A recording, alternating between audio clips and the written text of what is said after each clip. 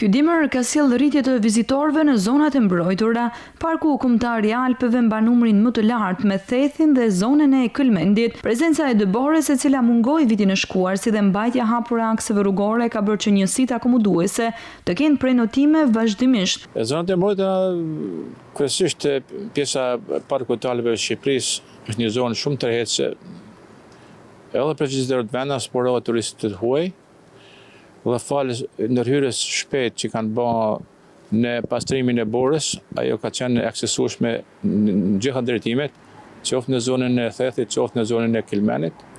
Dhe gjatë gjithë periudhës, po themi nga fillimi i dhjetorit deri në momentin që ne po flasim, ka një prezencë në gjitha strukturat pritëse. Ata të cilët i drejtojnë Alpeve gjatë këtyre muajve janë kryesisht të apasionuarit e aventurës. Zonat e mbrojtura gjatë periudhës drimit janë bukurit që vijnë nga prezenca e borës, janë shëtitet, po themi, të aventurës. Thethi, Lepusha dhe Vermoshi, si në dhjetor, po ashtu edhe për gjatë janarit, kanë patur frekuentim më të lartë krahasuar me të njëjtin periudhë të vitit të shkuar. Pamjet përrallore, shëtitjet në dëbor dhe mikpritja e banorëve atje, duket se janë edhe arsyet kryesore të rritjes së turizmit, duke i bërë këto zona të vizituara në të 4 stinet e vitit.